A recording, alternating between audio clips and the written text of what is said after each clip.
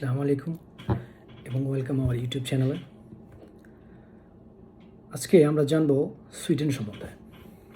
Sweden স্ক্যান্ডিনেভিয়ার একটি বৃহত্তম দেশ এবং ইউরোপিয়ান ইউনিয়নের তৃতীয় বৃহত্তম দেশ। সুইডেনের চারপাশ ঘিরে রয়েছে ডেনমার্ক, নরওয়ে এবং ফিনল্যান্ড। তো আমরা যে টপিকটা নিয়ে আজকে কথা বলতে যাচ্ছি সেটা হচ্ছে যে সুইডেনের ভিসা সম্বন্ধে। যারা অনেক ইচ্ছুক সুইডেনে মুভ করার জন্য, সুইডেনে ওয়ার্ক পারমিট নেওয়ার জন্য, সুইডেনে লং টাইম রেসিডেন্ট নিয়ে থাকার জন্য। কারণ সুইডেনের ইমাজিং ফ্যাক্ট হচ্ছে সুইডেন 5 বছরে আপনাকে পাসপোর্ট দিবে, সুইডিশ পাসপোর্ট যেটা হয়, সুইডিশ পাসপোর্ট দিবে। তো সেই ক্ষেত্রে তাদের কিছু ফর্মালিটিস আছে, কিছু নিয়মকানুন আছে যেগুলো আপনাকে মানতে হবে। সে সুইডেন অনেক বড় একটা দেশ না, তারপরেও এখানে এটার 2.6 মিলিয়ন মানুষই হচ্ছে বিদেশি, যারা ইউরোপের অন্যান্য দেশ থেকে আসে, বাংলাদেশ থেকে আসে এবং ইউরোপের অন্যান্য দেশ, সারা পৃথিবী থেকে মানুষ এখানে স্টাডি করতে আসে।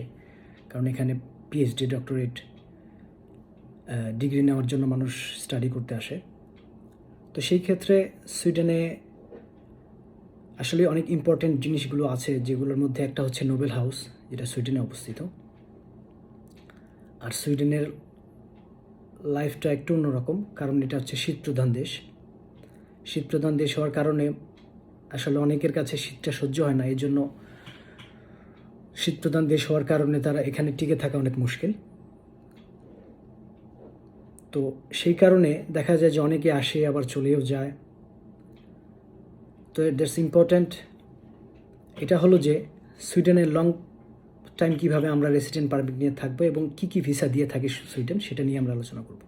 আচ্ছা, সুইডেন মূলত 5 টাইপের ভিসা দিয়ে থাকে, 5 ধরনের, 5 কারণে আপনার যেটাই বলেন ভিসা দিয়ে থাকে। যার মধ্যে হচ্ছে ফ্যামিলি রিজন, যেটাকে ফ্যামিলি ভিসা বলা হয়, যে কেউ যদি তার ফ্যামিলির সাথে অ্যাড হতে চায় অথবা ফ্যামিলির সাথে থাকতে চায়, কিন্তু সে তার ফ্যামিলি আছে সুইডেনে, সে আছে অন্য একটা দেশে, বাংলাদেশে আছে, কিভাবে আসবে, সেই রিজনের কারণে, সেই কারণেই সুইডেন ফ্যামিলি ভিসা দিয়ে থাকে। আর হচ্ছে দ্বিতীয় হচ্ছে স্টুডেন্ট ভিসা। সুইডেনে স্টুডেন্ট ভিসা দেয়, কারণ এখানে অনেক দূর দূরান্ত দেশ থেকে, পৃথিবীর অন্যান্য দেশ থেকে সুইডেনে স্টাডি করতে আসে। আচ্ছা, তৃতীয় কারণ হচ্ছে ট্যুরিস্ট ভিসা। ট্যুরিস্ট ভিসা হচ্ছে আপনি এখানে ঘুরতে আসবেন, এর জন্য আপনার ট্যুরিস্ট ভিসা দরকার, সুইডেন সেটাও দিয়ে থাকে। এরপরে হচ্ছে ওয়ার্ক পারমিট ভিসা বা স্পন্সার ভিসা যেটাকে বলা হয়। আপনাকে যদি কেউ সুইডেন থেকে স্পন্সর করে আপনাকে নিয়ে আসে সুইডেনে কাজের জন্য, তো সেই ক্ষেত্রে আপনি ওয়ার্ক পারমিট পাবেন খুবই সহজে। তাদের কিছু রুলস আছে, সেগুলো ফলো করলে আপনি সহজেই ওয়ার্ক পারমিট পাবেন এবং সুইডেনে কাজ করার জন্য, থাকার জন্য আপনি পারমিশন পাবেন।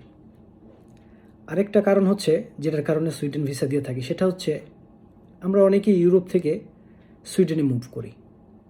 যারা ইউরোপের অন্যান্য দেশ থেকে সুইডেনে মুভ করে, সে কারণে ভিসা দিয়ে থাকে। এবং তাদের ডকুমেন্টগুলো যদি লং পারমিট হয়, যেমন আমরা ইটালির কথাই বলি, ইটালিতে যাদের কার্তা সোজোর্নো যেটাকে বলা হয়, আনলিমিটেড যে পার্মানেন্ট কার্ডটা থাকে, ওটা নিয়েও সুইডেনে মুভ করা যায়।